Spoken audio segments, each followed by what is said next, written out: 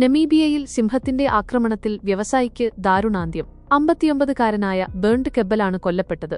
ഭാര്യയ്ക്കും സുഹൃത്തുക്കൾക്കുമൊപ്പം വിനോദയാത്ര പോയതായിരുന്നു അദ്ദേഹം. ടോയ്ലറ്റിലേക്ക് പോകുന്നതിനിടെയാണ് കെബ്ബലിനെ സിംഹം ആക്രമിച്ചത്.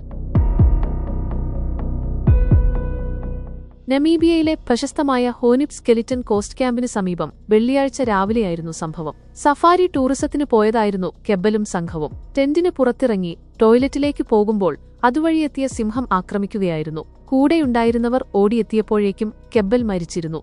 ബേൺ കെബ്ബലിനെ ആക്രമിച്ച സിംഹത്തെ ഞായറാഴ്ച കൊന്നതായി പരിസ്ഥിതി ടൂറിസം മന്ത്രാലയം വ്യക്തമാക്കി. വിനോദസഞ്ചാരികൾക്കും സമീപ പ്രദേശങ്ങളിലുള്ളവർക്കും ഈ സിംഹം തുടർച്ചയായി ഭീഷണി ഉയർത്താറുണ്ടായിരുന്നുവെന്നും ഉദ്യോഗസ്ഥർ സ്ഥിരീകരിച്ചു. സംഭവത്തിൽ അന്വേഷണം പുരോഗമിക്കുകയാണ്. ഓഫ് റോഡ് വാഹനങ്ങളുമായി ബന്ധപ്പെട്ട ഓഫ് റോഡ് സെന്ററിന്റെ ഉടമയായിരുന്നു കെബ്ബൽ. ജീവകാരുണ്യ പ്രവർത്തനങ്ങളിലും ഇദ്ദേഹം സജീവമായിരുന്നുവെന്നാണ് റിപ്പോർട്ട്. വടക്കുപടിഞ്ഞാറൻ നമീബിയയിൽ സ്ഥിതി ചെയ്യുന്ന ഈ പ്രദേശത്ത് നിരവധി സിംഹങ്ങളാണുള്ളത്.